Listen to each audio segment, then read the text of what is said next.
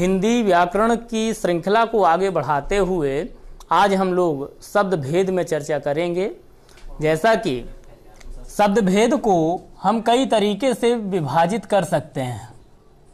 शब्द भेद, एक तो हम शब्द भेद को स्रोत के आधार पर विभाजित करेंगे, स्रोत के आधार पर, और दूसरा एक है रचना के आधार पर। रचना या जो है इसको जो है आप बनावट का नाम दे सकते हैं, बनावट के आधार पर। अब बात आती है कि स्रोत के आधार पर शब्द कितने प्रकार के होते हैं। तो स्रोत के आधार पर इसको यदि जो है विभाजित करेंगे तो हम लोग 4 तरीके से इसको विभाजित कर सकते हैं। ए और बी कॉलम बना करके भी विभाजित कर सकते हैं इसको। जैसे कि आपने जो है देखा होगा, एक तत्सम शब्द है और दूसरे तद्भव शब्द हैं। बी कॉलम में एक देशज शब्द आते हैं और दूसरे विदेशज शब्द। अब बात आती है रचना के आधार पर शब्द भेद कितने तरीके के किए जा सकते हैं। तो इसमें रचना के आधार पर हम लोग 3 प्रकार से इनको विभाजित करेंगे। एक रूढ़ शब्द होते हैं, दूसरे यौगिक शब्द और तीसरे योग रूढ़ शब्द होते हैं। अब एक और तरीका है अर्थ के आधार पर विभाजित करने का। अर्थ के आधार पर यदि हम जो है विभाजित करेंगे तो शब्दों को जो है 3 प्रकार से और विभाजित कर पाएंगे। एक या शक्ति के आधार पर जो है विभाजित करेंगे तो अभिधा, लक्षणा, व्यंजना, इस प्रकार से जो है हम विभाजित कर सकते हैं। और अर्थ के आधार पर अन्य प्रकार से भी विभाजित कर सकते हैं, जैसे पर्यायवाची हो गए या विलोम अर्थक हो गए या समान अर्थक हो गए, सम उच्चारित हो गए। इस प्रकार से हम जो है ढेर सारे उसके जो है भेद बना सकते हैं। अब मित्रों चर्चा कर लेते हैं स्रोत के आधार पर शब्द भेदों में। जैसे तत्सम, तद्भव, देशज, विदेशज, और इसमें एक और भेद आता है। कई विद्वान मानते हैं कि इसमें एक संकर को भी जोड़ना आवश्यक है, संकर शब्द। अब बात करते हैं तत्सम की। तत्सम 2 शब्दों के मेल से मिलकर के बना हुआ है। इसमें हम जो है एक तत् प्लस सम इस प्रकार से जो है विभाजित करेंगे। तत् माने उसके और सम मीन्स होता है समान, उसके समान। अर्थात किसके समान? भाई प्राचीन काल में जो है हमारी भाषा संस्कृत चला करती थी और जो शब्द संस्कृत के आज भी प्रचलित हैं अपने मूल रूप में, उन्हें हम तत्सम का रूप देते हैं।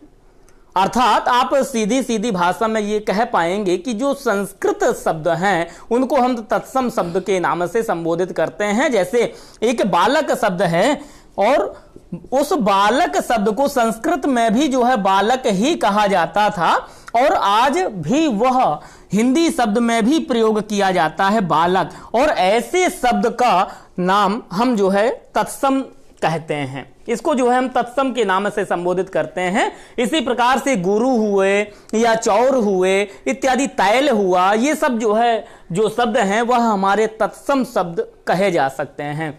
अगला बात आती है तद्भव की कि तद्भव क्या है। तद्भव भी 2 शब्दों के मेल से मिलकर के बना हुआ है। इसको जो है इसको भी देखेंगे। तद प्लस भव, भव मीन्स होता है उत्पन्न होना और तद माने उससे, अर्थात उससे उत्पन्न होना। अब प्राचीन कालीन भाषा आप सभी जानते हैं कि संस्कृत ही है और संस्कृत से जितने भी अपभ्रंश फूटे हुए हैं वह सभी हमारे तद्भव शब्द के नाम से जाने जाते हैं। जैसा कि हम लोग बालक में कभी कभी जो है बालक को लड़के के नाम से संबोधित कर देते हैं, अर्थात हम जो है लड़का यदि जो है बोलते हैं तो यह हिंदी का हो जाता है और यही हिंदी हमारा तद्भव का रूप जाना जा सकता है।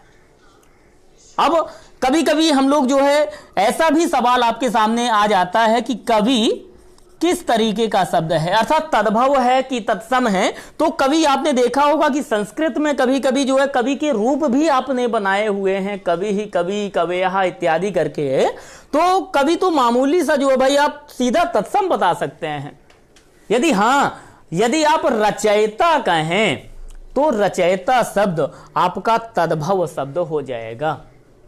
कभी कभी हस्त है, पाद है, नेत्र है, मुख है, केस हुआ, ग्रीवा हुआ, उदर हुआ इत्यादि, ये सभी के सभी शब्द हमारे संस्कृत शब्दों में माने जाते हैं और वही संस्कृत शब्द हमारा जो है तत्सम के नाम से जाना जाता है। अर्थात एक शब्द में जो है इन दोनों को जानने का प्रयास करिएगा कि यदि कोई संस्कृत का शब्द हमें जो है दिखाई देता है तो उसको हम जो है तत्सम कहेंगे, और यदि जो है हिंदी का कोई भी शब्द हो, हिंदी के अतिरिक्त भी यदि कोई भी अपभ्रंश हो, भाई हमारे 7 अपभ्रंश हैं, उन सौरसैनी हैं या अर्धमागधी है, मागधी है, ब्राचड़ हुई, खस हुई इत्यादि करके बहुत सारा जो है अपभ्रंश है, यदि उससे संबंधित कोई जो है आपको शब्द प्राप्त होता है तो उसको आप तद्भव का नाम दे सकते हैं। या आप अपनी भाषा में, हम लोग बुंदेलखंड के रहने वाले हैं तो बुंदेलखंड में जो है आप जिस तरीके की भाषा का प्रयोग करते हैं तो वह तो जो है ठीक है, बोली का नाम उसको जो है दे दिया जाता है, लेकिन बात इतनी जो है सामने आती है कि जो संस्कृत शब्द से पैदा हुआ हो, अर्थात एक उदाहरण देके आपको जो है समझा रहा हूं। प्राचीन काल में एक शब्द होता था स्थाली, स्थाली शब्द होता था। स्थाली में इसमें बहुत सारा जो है परिवर्तन हुआ, समय अनुकूल, भाई समय के अनुसार ही तो परिवर्तन होता है। संसार पहले कितना जो है अच्छा था, भला था भाई, लेकिन आज जो है कितना परिवर्तन हो गया है। हमारे सामने कितने इलेक्ट्रॉनिक साधन जो है संसाधन प्राप्त हो गए हैं हम लोगों को। तो इसमें स्थाली शब्द में आप देख पाएंगे कि सा का लोप हो गया है, सा लुप्त हो गया है, इसलिए इसको हम लोग थाली कहने लग गए हैं। थाली में भी कई प्रकार का जो है परिवर्तन हुआ है, लेकिन हिंदी में हम लोग जो है थाली और संस्कृत में इस थाली का नाम देते हैं। तो मित्रों, आशा करते हैं कि आपको ये तद्भव तत्सम जो है समझ में आया होगा। अब चर्चा कर लेते हैं देशज व विदेशज की। देशज में आप देख पा रहे होंगे कि जो देशज शब्द है, इस देशज में यह देशज 2 शब्दों से मिलकर के जो है बना हुआ है। इसमें देश प्लस जा, देश मीन्स देश होता है, जा मीन्स उत्पन्न हुआ, अर्थात जो देश में ही उत्पन्न हुआ हो वह देशज शब्द कहा जाता है। और विदेश प्लस जा अर्थात जो विदेश में जन्मा हो वह विदेशज कहलाता है। अब आप तो ये भी जो है बना सकते हैं कि देश की अन्य भाषाओं से उत्पन्न शब्द हमारे देशज शब्द के नाम से जाने जाते हैं। और वास्तविकता तो यह है मित्रों कि आज हम अपनी जो मूल भाषा हिंदी है उसको हम लोग भूल गए हैं। मैंने कभी किसी को देखा ही नहीं कि जो है मूल हिंदी में ही जो है चर्चा कर रहा हो, वार्तालाप कर रहा हो।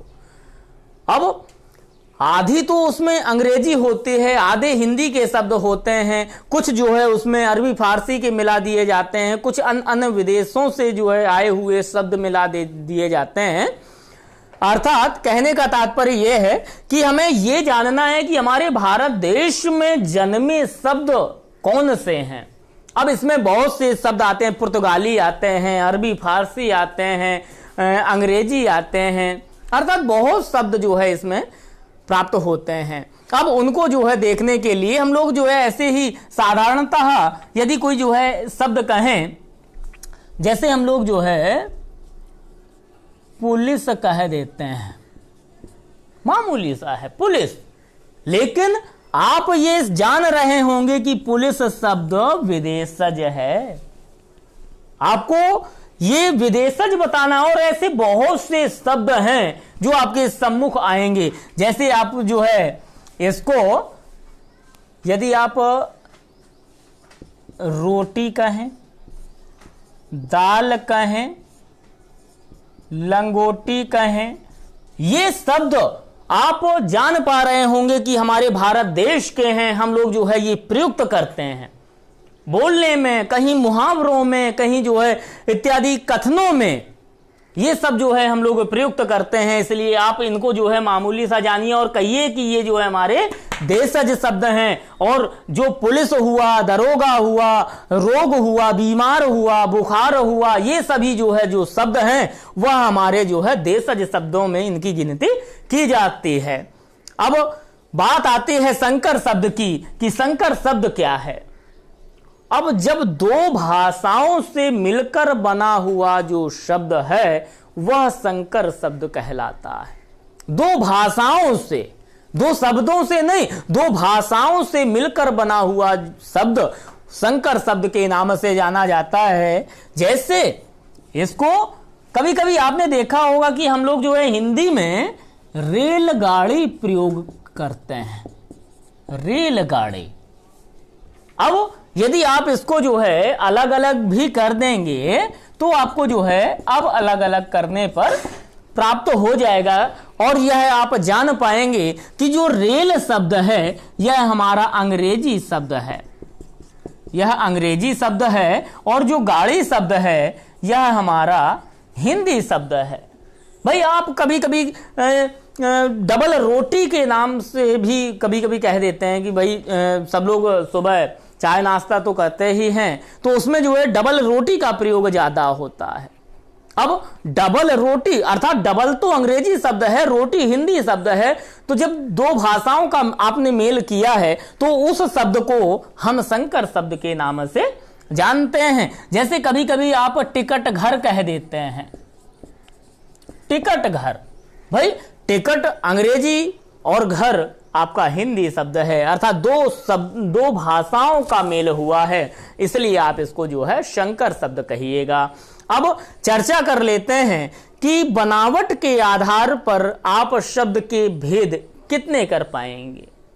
बनावट के आधार पर आपको शब्द भेद करने हैं तो रूढ़, यौगिक और योग रूढ़, इन तीन प्रकार के भेदों को हम लोगों को देखना है। बनावट के आधार पर हम तीन प्रकार इसके करते हैं, जिसमें एक रूढ़ शब्द है। तो रूढ़ शब्द है क्या, अब इसको जो है हम लोग उसी श्रृंखला में चलते हुए सीखते हैं कि रूढ़ शब्द अर्थात ऐसे शब्द जिनके खंड कर देने पर कोई भी खंड उसका सार्थक नहीं होता, वह रूढ़ शब्द कहलाता है। जैसे उदाहरण के लिए हम घर ही लिख दें, घर शब्द हमने लिख दिया। अब यदि आप घर शब्द का खंडन कर देंगे, इस प्रकार से आपने खंडन कर दिया, तो इसका कोई भी अर्थ सार्थक ना हो, कोई भी आपका पद सार्थक ना हो, वह जो है रूढ़ शब्द कहलाता है। ऐसे बहुत से शब्द हैं मित्रों, जैसे आपने बालक ले लिया, आपने वानर ले लिया, आपने नेत्र ले लिया, जल ले लिया, इत्यादि बहुत से शब्द आपके सम्मुख आए होंगे जिनको आप खंड नहीं कर सकते, जिनका आप कभी भी खंड नहीं कर सकते, और खंड कर भी देंगे तो उनका शब्द, वो जो पद है वह जो है कभी सार्थक नहीं होगा। जब सार्थक नहीं होगा तो आप वो उसको रूढ़ शब्द कह सकते हैं। अब दूसरी बात आती है कि यौगिक क्या है। जिनके दोनों खंड सार्थक होते हैं वह यौगिक शब्द के नाम से जाने जाते हैं। जैसे हम लोग कभी कभी विद्यालय शब्द का प्रयोग करते हैं, विद्यालय। यदि आप इन दोनों का खंडन करेंगे तो विद्या प्लस आलय यह दीर्घ संधि में बन जाएगा विद्या धन आलय। दोनों पद इसके सार्थक हैं। विद्या मीन्स विद्या होता है, आलय मीन्स घर होता है, अर्थात विद्या का जो घर है वह विद्यालय है। अब इसके दोनों पद सार्थक हुए, इसलिए इसको आप यौगिक कह सकते हैं। पुस्तकालय, भोजनालय, नदीस, गिरीश, कपीस इत्यादि बहुत से शब्द ऐसे हैं जो दोनों पद अपने सार्थक रखते हैं। इन शब्दों को आप यौगिक शब्द का नाम दे सकते हैं। जैसे आप रसोई घर कह दीजिए, रसोई घर। भाई रसोई घर ये पूरा जो शब्द है यह दो पदों के मेल से बना है। आपने एक साइड में रसोई और दूसरे साइड में घर लिखा। अब आप ये भी मित्रों जान जाइए कि रसोई पूरा शब्द है और अर्थ देने वाला शब्द है, अर्थवान शब्द है। घर भी अर्थवान शब्द है। जब दोनों पद अर्थवान हैं तो यह जो है हमारे यौगिक शब्द कहे जाएंगे। यह पूरा पद हमारा जो है यौगिक शब्द कहलाएगा। अब चर्चा कर लेते हैं योग रूढ़ में कि योग रूढ़ क्या है। अभी आपने देखा कि रूढ़ शब्द वो हैं जिनके खंड कर देने पर कोई पद सार्थक ना हो। यौगिक शब्द वह है जिनके खंड कर देने पर दोनों खंड उसके सार्थक हों। और तीसरा भेद योग रूढ़ है। योग रूढ़ कहा जाता है जिनके दोनों खंड सार्थक तो हों लेकिन वह किसी अन्य अर्थ में रूढ़ हो जाए, अन्य अर्थ में रूढ़ हो जाए। अर्थात जैसे आपको जो है ये कहा जाए कि दशानन, आपने दशानन नाम कहा, दशानन शब्द कहा। उस दशानन में आप देखेंगे 10 प्लस आनन, 10 प्लस आनन। भाई आपका ये पद भी सार्थक है, ये पद भी सार्थक है। दोनों पद सार्थक हुए, दोनों पद आपके अर्थ देने वाले हैं, लेकिन फिर भी दशानन योग रूढ़। कैसे? ये चूंकि दशानन खाली रावण को कहा जाता है। अब एक पद में हो गया ना रूढ़, तो ऐसे ही बहुत से शब्द हुए। जैसे हमारा गजानन हुआ, गज आनन बराबर गजानन। भाई गज का है आनन जिसका, वह गजानन के नाम से जाना जाता है। और गजानन हमारे जो है गणेश जी का नाम है। भाई चक्रपाणी हुआ इत्यादि करके बहुत से ऐसे शब्द हैं। अर्थात आप एक उसमें थोड़े से शब्दों में जानिएगा कि जो हमारे बहुब्रीही समास के उदाहरण हैं वह योग रूढ़ कहलाते हैं। बहुब्रीही समास चक्रपाणी हुआ, गजानन हुआ, दशानन हुआ, ये सभी पंचानन हुआ, चतुरानन हुआ, भाई द्विमूर्धा, त्रिमूर्धा इत्यादि करके बहुत से ऐसे शब्द हैं जो हमारे योग रूढ़ में आते हैं।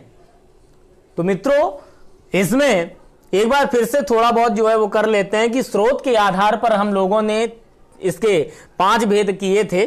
तत्सम, तद्भव, देशज, विदेशज व अन्य विद्वान इसको जो है एक संकर का नाम भी इसका एक भेद मानते हैं।